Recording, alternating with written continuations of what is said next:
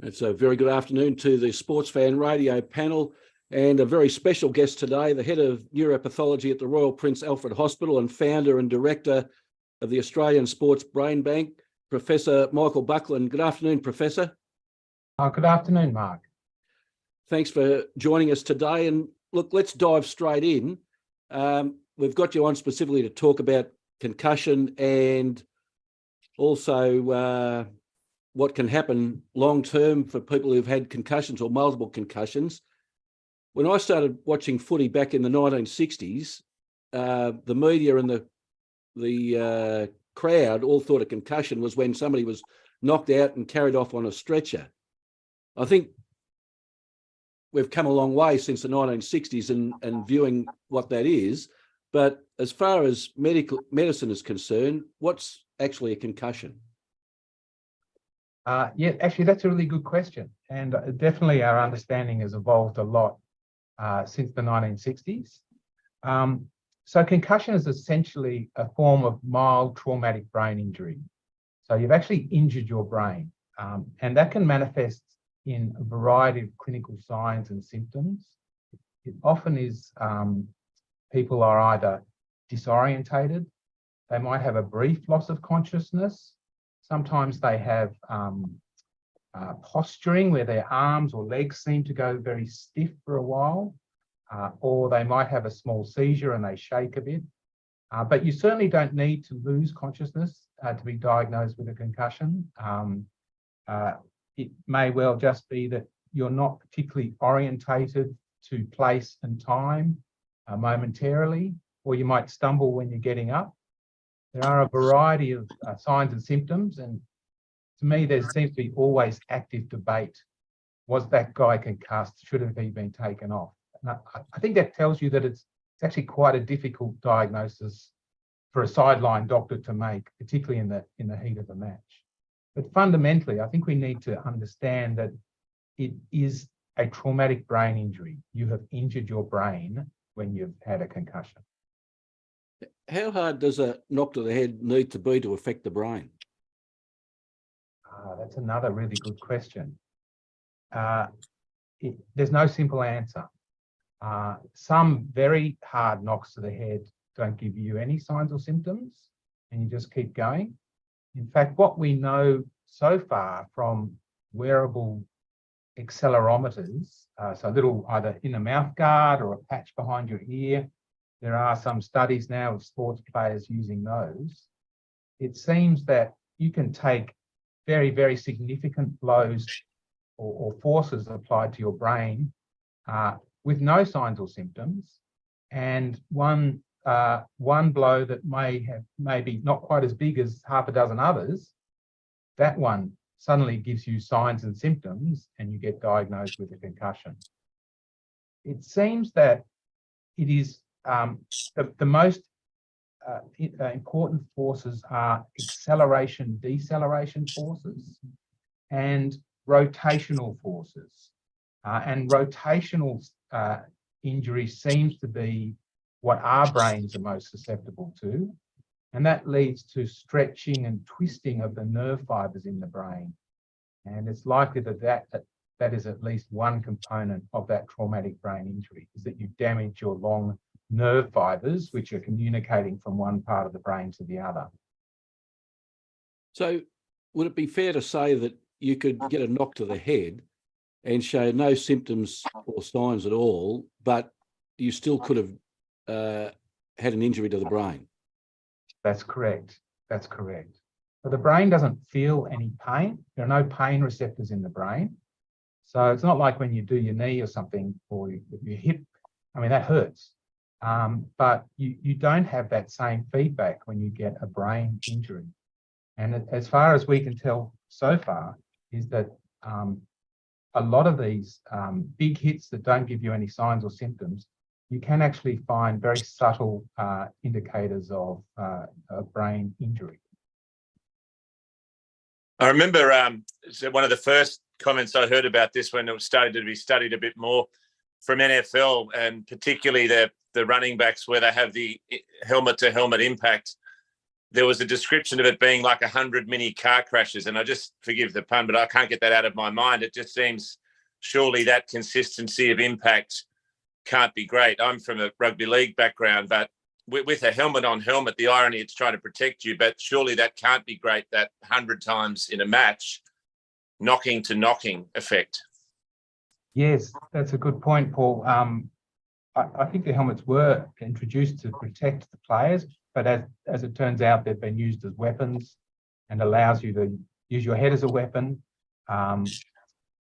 Those sorts of impacts definitely give you injury. I've been watching, I have to admit, I'm from Sydney. I'm not an AFL person, but I've actually been watching a little bit of AFL. And what's remarkable about that, say compared to rugby league or NFL, is that it looks like often you can get taken out from any direction. It's not necessarily a head-on to head-on impact. You can be running, get taken out from the side without even knowing this guy was coming after you. And it may well be that, to me, it looks like there's going to be more of that rotational injury, say in AFL compared to rugby league or NFL. That's just my hypothesis. I don't have any data to back that up at this stage. What's interesting, you raised that. I had a very, very brief Australian rules football career because I'm 6'4". My friends thought I'd be useful, but when I was playing, that's exactly what I noticed. There were guys running at me from the side, and I didn't have the ball, and I was thinking, "What are you doing?" Whereas at least in rugby league, you know, if you've got the ball, you're about to be hit, and pretty hard. But these guys running at you without the ball, it was a real shock to me. Thank you, Greg. Professor, just a quick question leading on from where Mark was before, and especially with Paddy McCartan from the Sydney Swans, what we saw the other day was terrible and things like that. So once a person has been in a sport, a collision sport, and they've suffered a concussion, and they may not have known about it or anything like that, and you hear that the likelihood of more concussions, will that become a smaller knock, an easier knock later on as they do? What is the percentage increase in the likelihood of further concussions after you receive the first one, the second one, the third one? Is there an increase in the likelihood? Again, another very good question. I'm not an expert in that area, but from what I know, if you haven't fully recovered from your first concussion and you go back out, you're definitely much more likely to get a second concussion. And there does seem to be a whole group of people now where the knocks that they take, as you said, seem to be less force and result in a concussion. So there does seem to be an increasing susceptibility. I don't know if that's true for everyone or just for some people, but certainly for some people, it seems even an innocuous knock can set things off again. Thank you.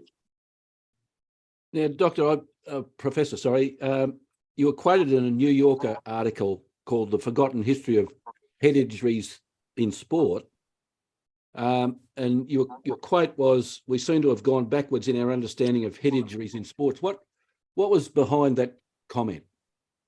Well, so I was fortunate enough to be given a copy of NHMRC, which is Australia's preeminent medical research body. They held an inquiry into boxing in the 1990s.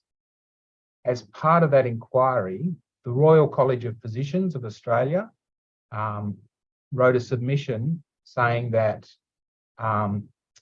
the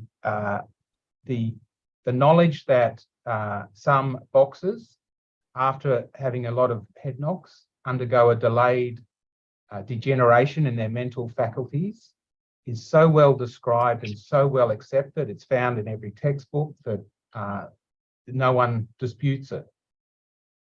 And that's certainly what I was taught when I went through medical school, that there was this very unusual condition called, at that stage, it was referred to as dementia pugilistica or punch drunk, and that this occurred to boxers after they'd retired in a subset of them. Now, it seems that everyone accepted that until it was then described in all our favourite sports, such as American football, now AFL, rugby league, rugby union. And now, if you read much of the sports doctors' statements, including the Australian Institute of Sport, I should say, which I find disturbing, they say, actually, we don't really know. We're not sure if it's a real disease. The evidence is very tenuous. So we've gone from a position of accepting widely this disease to, 30, 40 years later, we're now questioning whether it actually exists and is it related to head knocks at all. So in that way, we seem to have gone backwards. I guess it seems to be that, obviously sporting organisations are very large corporations. They're very large and very well-funded bodies. So there's always, once you get money into the mix, then it's remarkable how sometimes the scientific discourse can be derailed or polluted. So that's what I was referring to. It's rather disturbing that we seem to have gone backwards. It does. I find it disturbing. For one, there was a very famous movie called On the Waterfront, a black and white movie. Marlon Brando won an Oscar for his portrayal of an ex-boxer that was punch drunk. So it had even got into that sort of, everyone understood back then that was just what happened to boxers. It's when it's now moved to other sports where there's a lot of head injuries or head impacts that all the arguments have started. All right. Well, perhaps you'd like to explain to the viewers, what's the connection between concussion and CTE? Yes, a very good question. As far as we know today, the relationship is not as clear as you'd think it was. In fact, it seems that CTE, which is this degenerative brain disease initially identified in boxers, with the data to date, it looks like it's not just the number of concussions you have. What best correlates with your chances of getting CTE is the number of years of contact sports that you have played, as a rough proxy of exposure to repetitive head impacts. Some of those impacts will be concussions, but it's likely that the vast majority of them you just keep playing, and it's those hundreds, if not thousands, of smaller impacts and your concussions that drive your risk for developing CTE later in life. Well, Professor, you could have no concussions in your sporting career and yet develop CTE by pure fact of the multitude or the multiplicity of head knocks. I presume they're all head knocks, not any other part of the body that you received during your sporting career. That's correct. Just like with smoking, you can have it's your cigarette. You can smoke a pack a day. You may never get pneumonia, or you may never, get a bad cough, but it's the number of cigarettes you have every day over so many years, that exposure to low-level damage, that cumulative exposure, which determines your risk of lung cancer or CTE. I'm fairly certain that's not got into the mainstream of sports administrators, that it's in the way that you've expressed it. And again, to use Mark's words, that's disturbing. It is disturbing. And I think you're right. Whenever we talk about CTE, often the administrators or the sporting doctors will say, well, we have the best concussion policies around, and we're very proactive about concussion. And in fact, they're obviously related issues, but it's not the same issue. They need, and every sporting code needs to have not only great concussion guidelines, they need to have, sitting alongside them, a policy on CTE risk minimisation. And that policy needs to be basically driven by the need to reduce your cumulative exposure to repetitive head impacts, and probably to increase the age of first exposure to these head impacts. And that's the sort of the bare bones of a good CTE minimisation policy. Well, I'm fairly certain that the AFL policy, if there is one, is directed towards concussion. And so you'll have your Paddy McCartans being the poster boy of concussion injuries. But there's a blind going on here, that there's a far more insidious problem going on, and that is the possibility of CTE amongst particularly players that play a lot of games. So I'd imagine by the time you play 200 games, depending on the role you play, you might in fact be a long-term candidate, because as I understand, CTE can manifest years, if not decades, after your last blow. That's correct. That's correct. And we really need to speak more about that. And it's not dissimilar to even sun exposure. When I was a kid, we all got sunburn and every weekend and slap each other on the back at school on Monday morning. And that just doesn't happen anymore, because we understand that cumulative exposure to lots of sun is not good for us. So we all now automatically adjust our exposure. We need to have that same sort of mindset when it comes to exposure to repeated impacts to the head. I was going to ask your thoughts on rugby league. I thought it was a positive development when the assessment of concussion was taken away from a doctor on field who obviously had a bias to their club, and it's now viewed by a doctor who often isn't even in the same state, but they're viewing the game footage and they identify possible signs of concussion. The player gets the tap on the head and off they go.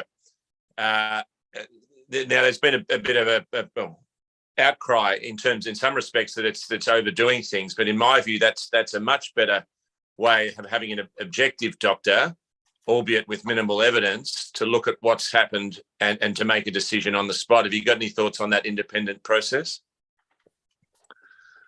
To me, as an amateur, it seems like a very good idea. It seems like a good step forward. I am aware of there's some arguments over the details. It's not for me to say, but I'm not in any way downplaying the importance of detecting and concussion and removing players from the field of play if they've been concussed. That good concussion management is essential for its own reasons, but it's not the same reason as CTE. So you've got to congratulate rugby league and AFL. They're starting to, as you've said, they're making positive changes in that concussion identification, concussion management, which is all really important. But it's not going to stop those players being at risk of CTE. That's what I was going to change the question somewhat, in that it's not the guy who's just got the massive whack to the head. It's the old warhorse who's been there for 15 years, carting it up like a draft horse every second play. That might be at more risk, but that's yeah, exactly that's a very right. Yeah, it's very interesting. So another thing, Professor, just from this conversation alone, we've got all the major sporting organisations talking about their concussion protocols and how they've improved and all the things that they're doing. Can I take it from the discussion that, and what you just said then, that, well, yeah, that's all well and good, and that looks after that side of it, but that might have no bearing on whether somebody is a candidate for CTE down the track or not, because they may have played, I'll take my grandson. My grandson's currently 8 years old and has started playing football.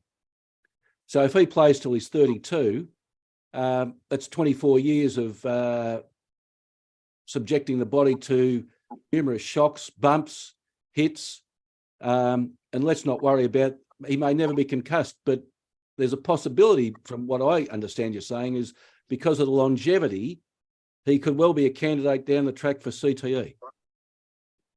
that's exactly right. That's exactly right. So increasing the age of first exposure to these repetitive head impacts also means, like if you delay full contact version of the sport till someone's 12 or 14, you're already shaving off, 6 or 8 years in the exposure in that developing brain. So that's certainly a controversial proposal, and a lot of people I don't know if Greg agrees with it there, but oh no, I was just having grandkids and kids. How do you stop an 8-year-old wanting to run around a footy field? And they're developing all these sports now with non-contact, which I think is fantastic. But I just can't see our grandkids not wanting to have a kick on the. Yeah, I remember even taking my kids out onto the MCG for a kick after the game, and you get a stray football hitting you on the head. It's impossible to stop these kids. Oh, yeah, look, I agree with you. It's not an easy issue. Yeah. There's nothing wrong with encouraging kids to get on the field and have a run and a kick. We just don't want them to get hit in the head a lot. So yeah. How do we the non-contact or the bands or things like that? I was going to say something like, when we're talking about these things and that, how do you stop people from getting hits in contact sport? And that they willingly go on the ground knowing that there's going to be knocks and punches, but that's another side. There's the injury itself. Then there's the mechanism of how it happens and how do you control that? So you can see that the way we're going to solve it is we can bring all the codes along with us, and they understand the need. As far as I can see, the rules in the games have been changed quite a lot over the years. It's not like there've never been any rule changes. How do we, and I'm not an expert, so I'm not going to tell them how to change the rules. I have no idea how you're going to change the rules to reduce the exposure. But then there must be a way. And if everyone can work together with that understanding, we'll find a way forward. Doctor, a further problem with CTE, as I glean it, is that you can't diagnose it and you can't cure it. Is that going to change, do you think, in the, I don't know, short to medium term? So, yes, a confident diagnosis can't be made during life. It requires examination of the brain at autopsy at this stage. In fact, you could argue that most degenerative brain diseases are like that. So if, say, your doctor tells, your mum that she's got Alzheimer's disease, that doesn't mean that if you look at the brain under the microscope, that's what you see.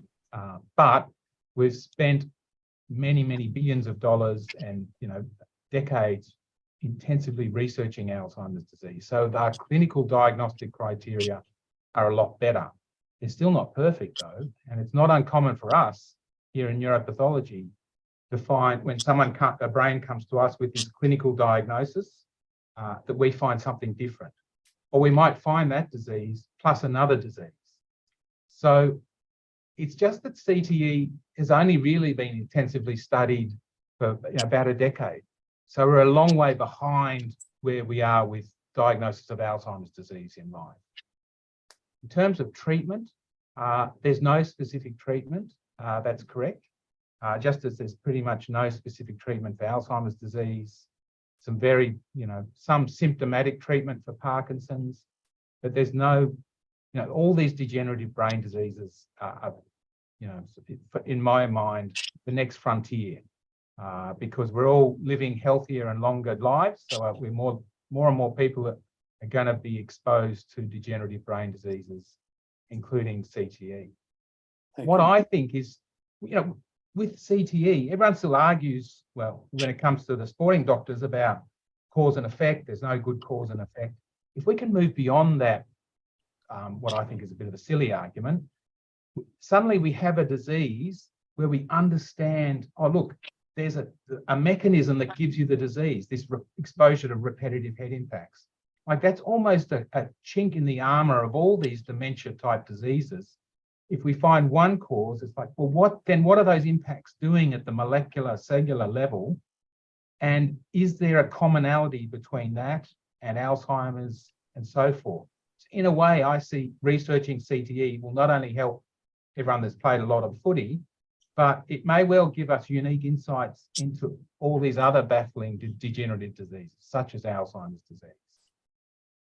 Professor, just a question, just a bit lighter, probably, things like that. With your experience and all that, someone like me who walked in and played 30 years of sport, can you kind of just pick up straight away, or there's not quite something right with this person, or, you know, like if they're kind of had I'd be scared to ask that anyway. I use myself as an example rather than the giraffe. Yeah. Look, well, not me. I'm a neuropathologist, so I'm not an expert in the clinical assessment of patients during life. But certainly, if you're concerned, you know, it's worthwhile getting checked out.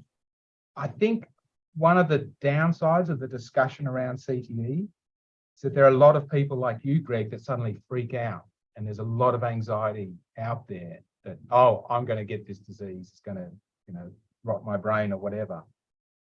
Whereas we know that, in fact, the vast majority of people, even with a big exposure, don't get the disease. But they spend a lot of time worrying about it. So it's almost, you've got to balance the message of this is important, but it's not a, you know, it's not a death sentence to all these, to everyone. Professor, the funny thing about that is that Mark and myself went to the same high school, and it was a tradition at high school you played British Bulldog every lunchtime. And Mark used to always beat me up because I was 1 year younger.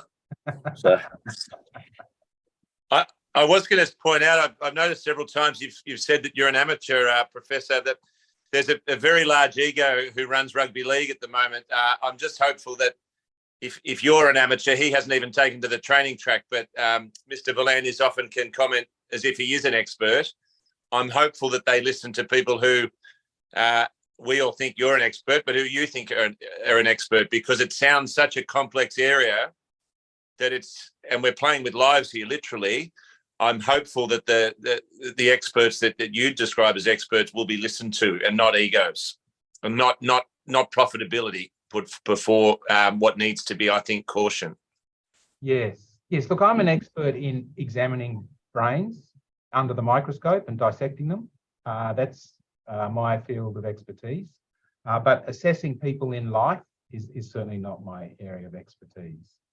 But yes, look, I need to say there is a lot of hubris and a lot of noise that comes out of all the codes, I think. And I mean, I guess because it's a game and it's a show. I mean, everyone wants to put on a show. That seems to be part of the business. But, you know, to Mr. V'landys' credit, he did clamp down on head knocks, contact with the head, quite, and copped a lot of flack for it when he did. And you know, we've had a little bit of email correspondence, so he's responded to my letter. So, you know, I'm hopeful that it might be a slow process and they might be a bit reluctant, but I am hopeful that the codes will eventually come along and wake up to what the real issue is. Yep. Perhaps we can finish on this one, Professor. You were talking about the aspects of AFL and from what I understood, the ability to cop a rotational sort of hit. Is that more dangerous as far as you're concerned than getting one from head on, or am I placing that too highly? The rotational ones seem to be the worst ones, but whether or not, I don't know if I would make a direct comparison. I think if you know it's coming and you can brace, it's probably not as bad as if you're unaware and it comes from the side and you get a rotation. But that's more a educated guess than a statement of fact. And you asked me before about, you know, how much force does it take? I mean, I know that phenomenon of the glass jaw, and that someone gets hit and goes down pretty quick, and they're never going to be a good boxer. So it seems to be a lot of individuality as well in our susceptibility to these forces. And it may well be that because you're actually really tough and can absorb all those blows without symptoms, it doesn't mean your brain still is not getting injured. while they're having. Again, Professor, I think we all understood it, particularly with AFL, the acceleration, deceleration concept.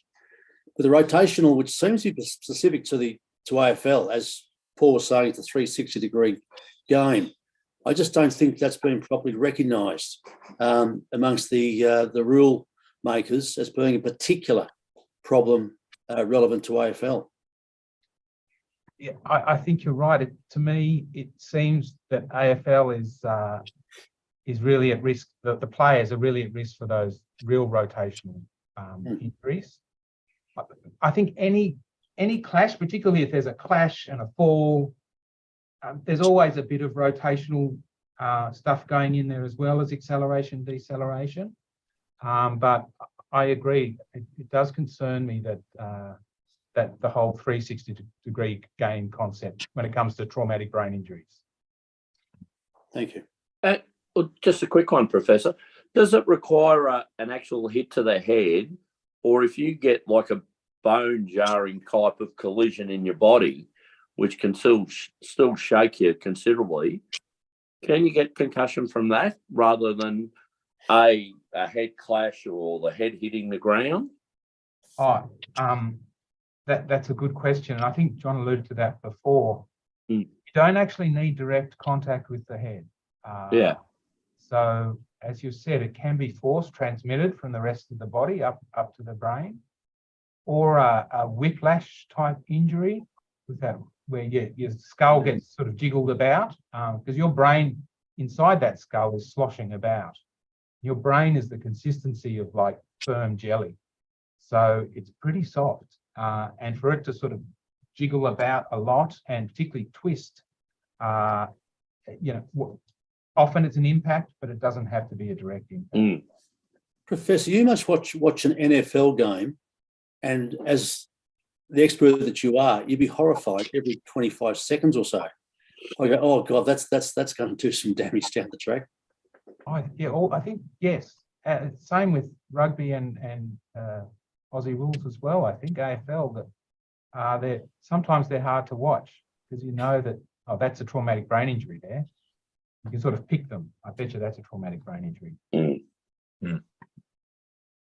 Well, thanks very much for coming on, Professor. We really, really appreciate it. I'm sure the panel and the viewers have learned a lot and learned more than they did before they started watching today. So we really appreciate it, and thanks very much for your participation in our show today.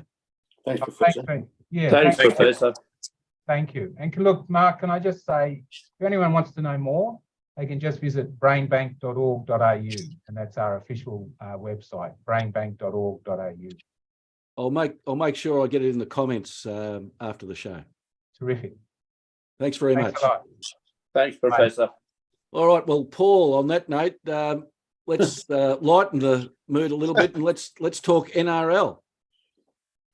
Well, we're getting right into the meaty end of the season, Professor, and without wanting to blow the proverbial trumpet, my Rabbitohs, after last week beating the Panthers, who've won the last two and everyone expects to win this year in the last minutes, we've gone up to Brisbane and beaten the league-leading Broncos 32-6.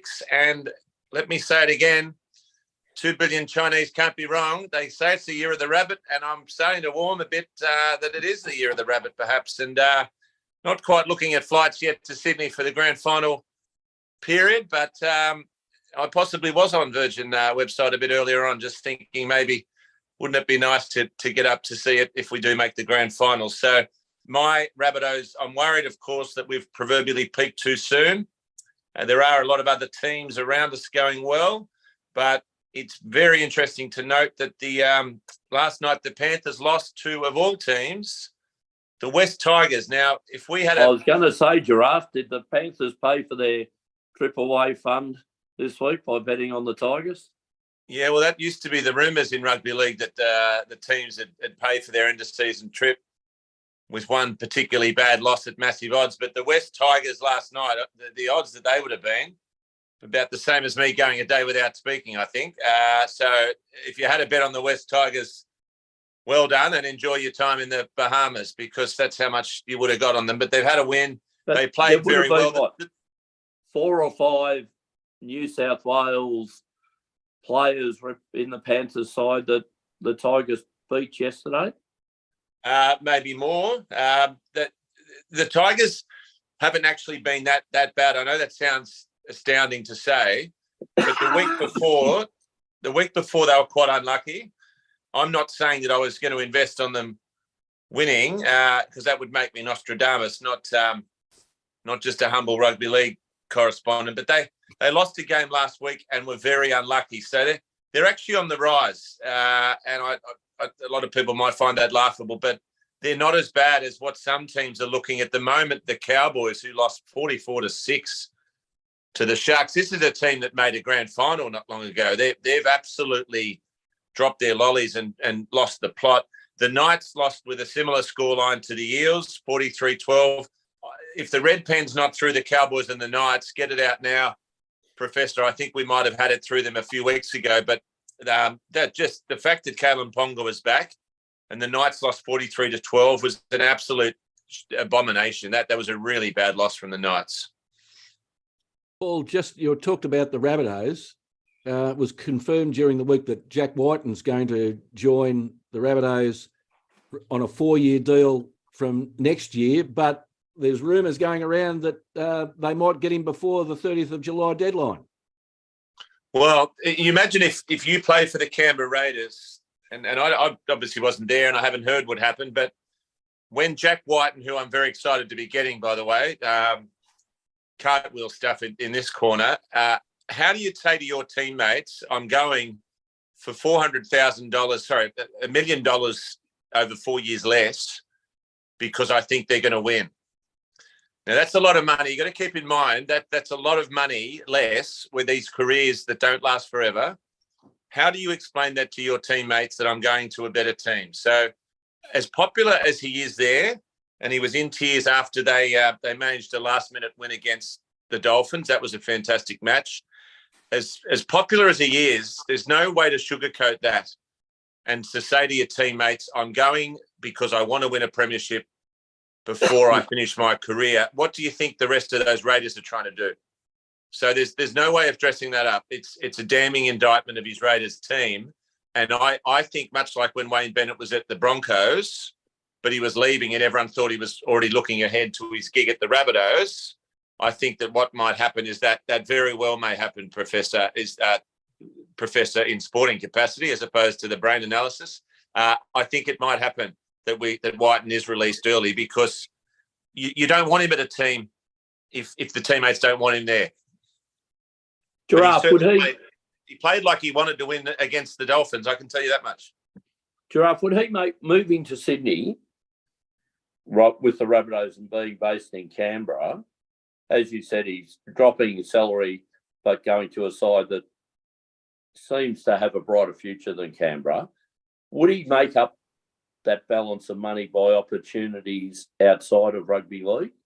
No, he'll lose it by going out to get a latte and a loaf of bread. He'll be losing it every day when he steps out the door and opens his wallet.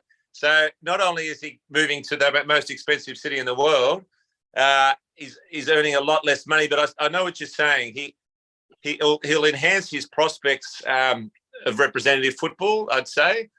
Then again, he probably stands out more at the Raiders because he's easily their best player, whereas at the Rabbitohs, he's got 5 great players or 6. So I don't think financially, unless it's under the table, he'll be getting any more payments because the Rabbitohs will be more successful than the Raiders, which they almost certainly will be. So he seems to have the looks and the personality to be good on TV and things like that, like whether there's a career outside of that, who knows? That could be the only financial upside. I think he's purely doing it. He's great mates with the Rabbitohs. I don't think there's a falling out at the Raiders. They absolutely love him. It doesn't appear that Ricky Stewart's making it up when he says, I love the bloke. There's no falling out that I know of. It's a coup that somehow they've managed to fit him in. There's a player, Liam Knight, who quite a sad story. He's been out with injuries. I think he's on $700,000 a year. What it might affect, and this is where it might affect the Rabbitohs team harmony, is that your players like Campbell Graham, who seem to be scoring 2-3 times every match, when they go to upgrade their contract from 500 to 7, Sorry, Campbell, that's money's going to Jack. So you might also need some of the senior players to buy in and to take a pay cut in future upcoming deals. And the NRL still has to look at it because you're actually not allowed to back-end contracts. But this is a contract that is very back-ended. So that seems to be the way, though, in a lot of sports now, is that good players from less performing clubs are going to better clubs for less money and sometimes lifestyle, like Geelong, for an example. Yeah, Dangerfield took less money. Cameron took less money. Is that the trend these days, that good players want to go, still get good money, but not as much as they could, but they want that success to kind of fill their careers to help for further on, later on? Well, winning the premiership's the ultimate, but the interesting thing is that he's going to be going there to play in the centres, it seems. So Cody Walker will probably retire at the end of next year. So years 3 and 4 of his deal, he'll be playing where he's best, which is at number 6, touching the ball a lot. But I'm trying to find the AFL equivalent of playing in the centres. It's an important position, but it's not someone you'd pay $800,000 a year for. So I think the plan is that in season 3 of the deal, if we call season 1 next year, he'll be moving into that number 6 role, because we have a pretty settled 1, 6, 7 and 9. And that's you'd have to stick him in the centres. It's a lot of money for a centre. He'd be the best paid centre ever. So I think it is based on, I mean, my God, it's a team on paper next year, but we've all seen what happens when I've said the New South Wales team is unbeatable on paper. We've seen what happens when I say that. So we've got to hope that he can fit in at the centres and he's happy to play there for a couple of years, because I can't see him playing in the halves. All right, Paul, let's look at Schooner's team, the Sea Eagles. No Turbo Tom, no Sea Eagles. I did some calculations. Over the last 54 games, Paul, that they've been without, or they've played, in the games that they've been without Turbo Tom, they've only won 18 out of 54. That sounds about right. And it's unfortunate. He is their best player, and they've built their attack around him. So you'd have to be a bit worried about Manly's prospects. They're not having a great year without him. I thought they might have been on the rise with Seabold, who's quite an innovative coach, but losing 26-10 at home, they haven't lost at home all year from memory, to the Titans, who are some days they couldn't. Someone described them as having an attack that wouldn't knock the froth off a lime spider. So they managed to put 26 points on Manly at Brookvale. So that either shows the Titans are better than people think, or Manly isn't that good. And all apologies to Schooner. David Fafita had a very good game. He did. He's probably one of the more underrated players. They keep talking about Payne Haas being the best in the game, but on his day, David Fafita is a phenomenal player. And I'd love the Gold Coast team in any code to do well, and maybe this might be the one. Now, I'm going to go early, Paul. I'm going to challenge you here, or challenge the people who think the Panthers are going to win 3. I don't think they can on last night's performance. I don't think they've got the same determination, mindset that'll get them over the line for a 3rd premiership in a row. Why do you think I'm more up and about than Chinatown on New Year's Eve? I've almost walking around with the dragon over the head, the year of the rabbit. So that's a big part of it, because that's the one team I thought could stop us. The team I did predict would play us in the grand final, the Roosters. If I can segue into that, I think they'll lose today. Gelding will get his pen out for this at $3, the Warriors, Gelding. Beautiful. You can thank me later on that one. And I also think, Professor, your dogs at $2.35 will win. That's over a slightly lesser opponent, the Dragons, than the Roosters. But I don't quite think the Roosters have got it all together, Professor, and they're missing their best forward, Jared Waerea-Hargraves. So I think the Warriors are a sneaky chance at home today, and I think your dogs are the best value since the first Aldi catalogue at $2.35, Professor. You must be able to see something that I can't in the Bulldogs, Paul. They got an absolute spanking last week. Now, admittedly, I think that was the Sharks. But let's face it, I can't see any redeeming feature. We're second last. I think that's probably where we're going to finish. Well, you're playing a team that might finish last. So that's where I think that my hope comes from. It may not win a lot of fans with the quality of rugby league today. The Dragons, though, I'm hearing are not a united front. There's a lot of issues there with the coach. He's about to go. It's never a great environment for a team when the coach is on death row. They're undertaking a search for the next coach. Let's hope it doesn't last as long as the AFL search for a new CEO. But I think you'll find something today. The main reason, Professor, is that Flanagan has been axed. I think he's left the club immediately. I think he's gone to Super League. So you're getting in a half there. Josh Reynolds, who'll give his all. He's Bulldog through and through. I think that he will be a big part of the victory today. All right, Paul. Now, look, there was a great announcement during the week about the NRLW. The women announced that their season will commence on the 22nd of July. The season opener will be the Gold Coast Titans against the North Queensland Cowboys. And also, huge announcement that Channel 9 are going to broadcast all matches. So all NRLW matches will be on free-to-air. And I'm really looking forward to the season. There'll be 2 State of Origin games. We know we love our State of Origin here. We've got the new teams from North Queensland, Canberra, Cronulla and West Tigers. They're going to be there on merit, and they're going to be there in areas that want the team, as opposed to, unfortunately, what we've seen with the AFL, just putting a team in just to make up the numbers. So I'm looking forward to it. Newcastle is a great rugby league area. They won the last competition, and it seems like this NRLW concept is going from strength to strength. And I think primarily because they're putting teams into areas where they want a team and where they've got the players and where they'll be good teams. They will not be basket cases, these 4 teams that are coming in. Well, it seems to me that the way NRL is run at the moment, it's a committee of 2 with 1 apology. And the last man standing is always Peter V'landys. He just seems to run the whole place by himself. Whereas you look at the AFLW, that looks like something put together by a committee. There's no sense behind it, no logic behind it, but it seems that NRL has done it logically. As I looked at the game and said, how can we build it organically? Now we'll do the right thing, get it televised. Well, suddenly you've got a very decent product and not something put together hastily. Well, I know we hear a lot from Peter V'landys, but Andrew Abdo, who actually does run rugby league, and I know he's not seen or heard from often, I wish I could track it down for you, but there was a time when he was interviewed about the success of the women's rugby league, and he was almost in tears because he was so proud of the concept, how it had galvanised communities, how it had brought women's sport to the fore. And I was proud of the sport that I'm passionate about, to see that level of commitment and passion.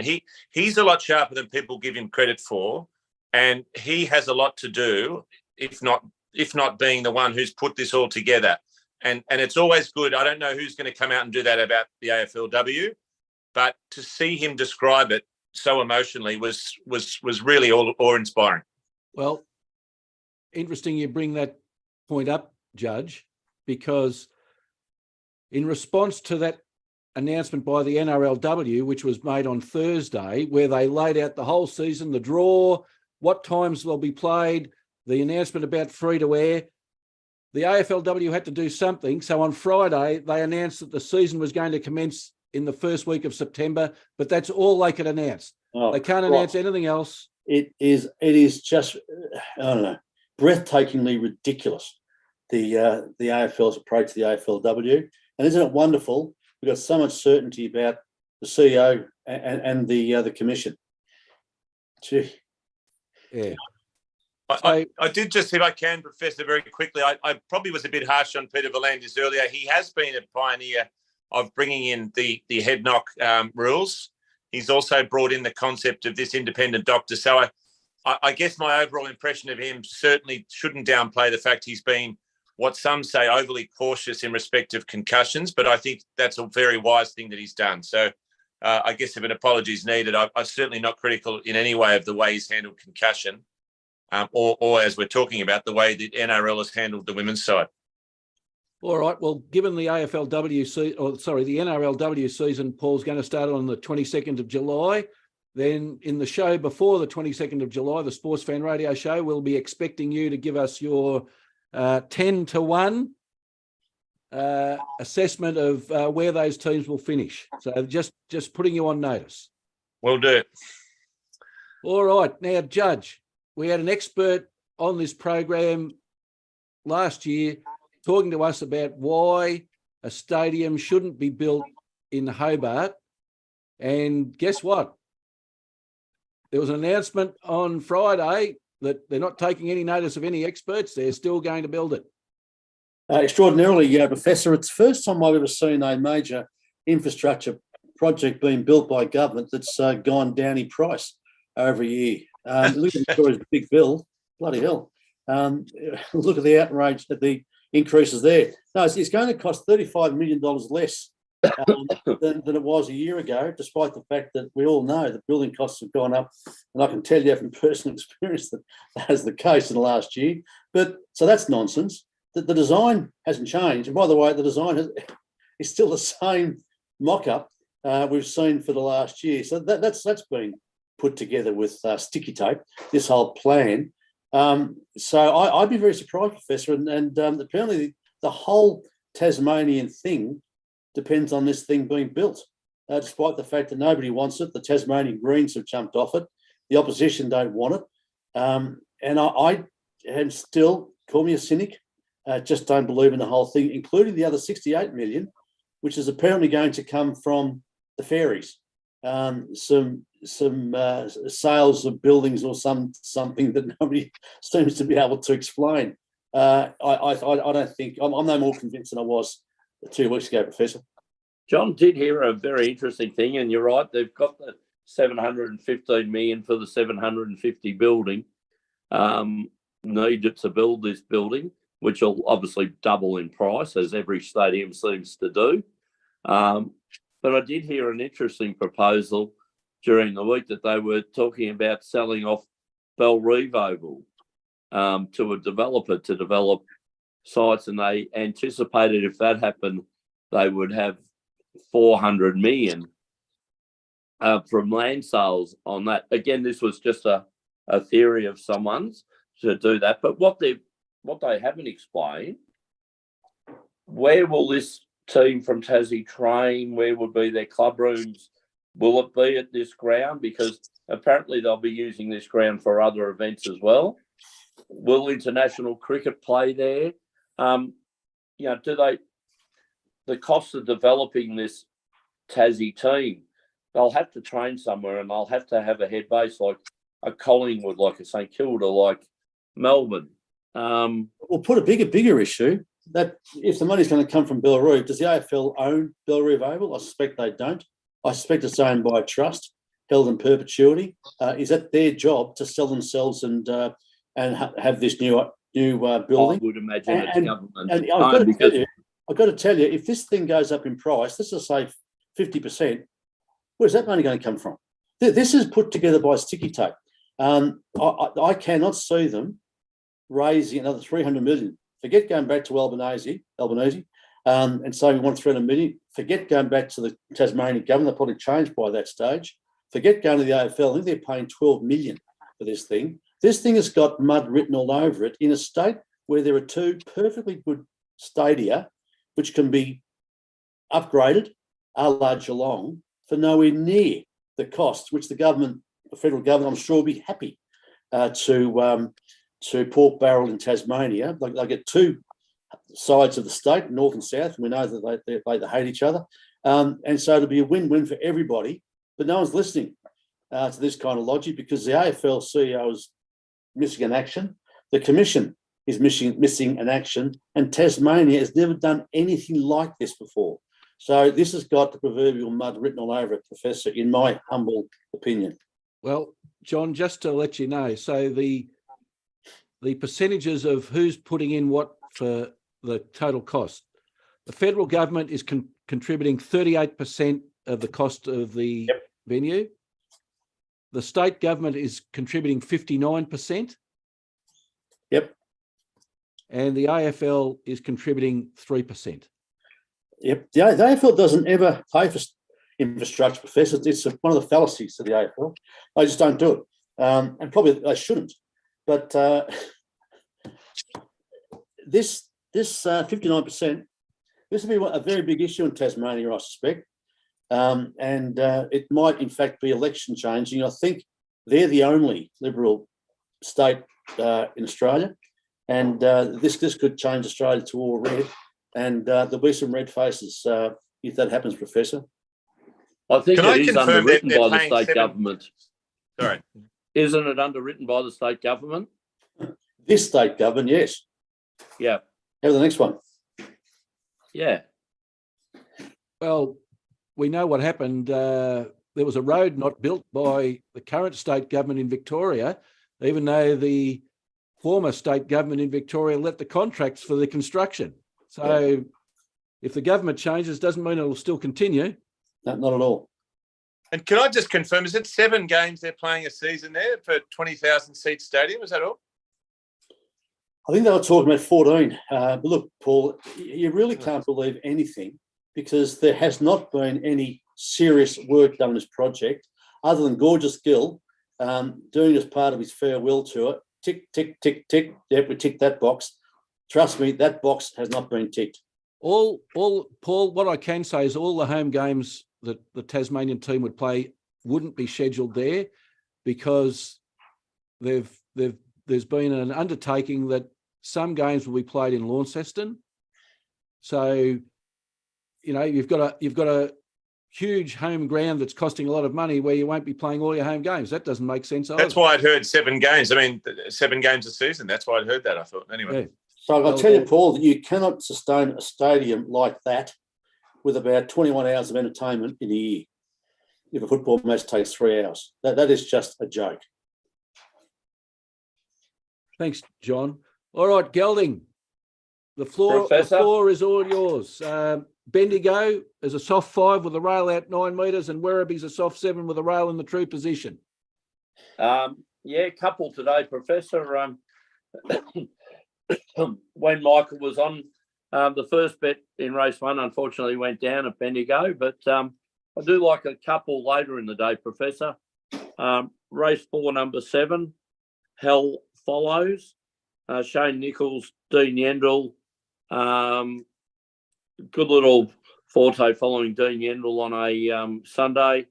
I also like race 5, number 4, La Filio. Ben Hayes trained Daniel Stackhouse ridden horse. Into race 8, number 6, Far Enough. And race 9, number 12, Highland Girl. Also racing at Werribee today, Professor. Only like one race there. Race 2, number 5, Penman, trained by Anthony and Sam Freedman, ridden by Craig Newitt. Should break its maiden at Werribee today. So hopefully there's some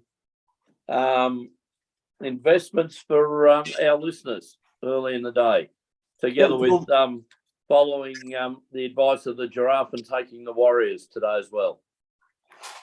Gelding, I'm just very saddened, of course, by the death of the jockey, Holland. Dean Holland.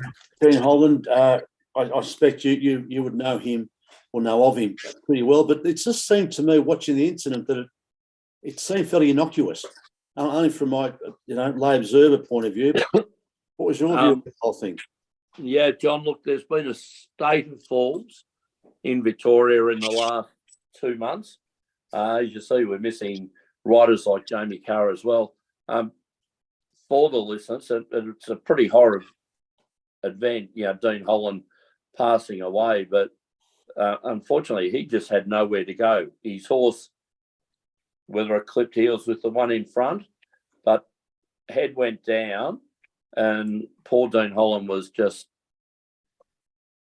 driven into the turf. The horse then fell over him, and the horse following him also went over him and fell. This poor young man, a family man with 4 young kids under 5, well liked by everyone.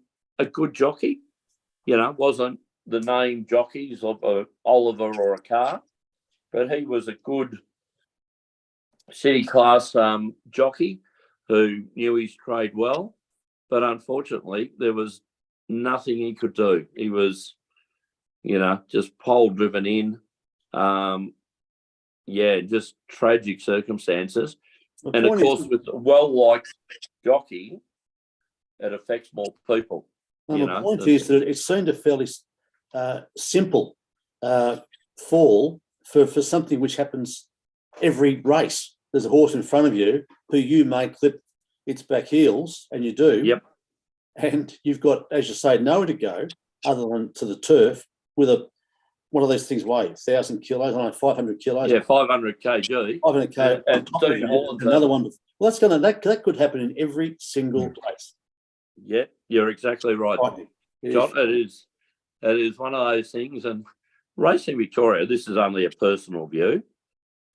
When there was this state of falls, Australian racing's known as for what's known as riding tight. They all bunch in together, and there's not a lot of room. And all of a sudden, if a horse moves one way, there's, that skittle effect of knocking it over. Whereas in Europe, they seem to have lesser fields and they race a bit wider, or they race 3 wide without the thing. That they're not as tight. And when international jockeys come over, a lot of them don't like being kind of compressed the way that we race. So I would say that Racing Victoria has been, I'm trying to think of the right word, very slow in taking any action to kind of introduce that we don't ride as tight as we do, to give them I'll tell you now, racing as we progress, as artificial intelligence and as data analysis improves, computers will work out which is the best way for a horse to run and for the best position to take, the whole thing will be controlled by analytics. If that's what they're told, that's what they'll do, irrespective of whether it's safe. And I'm really worried where horse racing is going, because if that's what the data is telling you, to be bunched up, you're going to get more of these accidents. Yep. And it's something, as you said previously, like there's been this state of falls. Maybe previously we've just been lucky that this hasn't happened. So, yeah. So, again, as we talk on this show many times, maybe it's up to the administrators to take some kind of actions and that. You would have heard Mark and me saying we hear very little from the stewards, when there's good rides, bad rides. Maybe they should be more public and saying that they're warning people for doing things or shifting in or taking runs where they bump horses. We see that every day as well, John. Imagine sitting on a horse. My last comment on this is that I've heard what you've said about the stewards' reports. They seem to be very perfunctory, very minimal in terms of rider safety. They're more so whether the rider gave the horse every opportunity to win the race. That seems to be their brief. It doesn't seem to me to be their brief to ensure jockey safety. And that's my complaint. Yep, and you're exactly right. There should be more done about that. All right, gentlemen, on that note, thank you very much for your participation today, and we'll see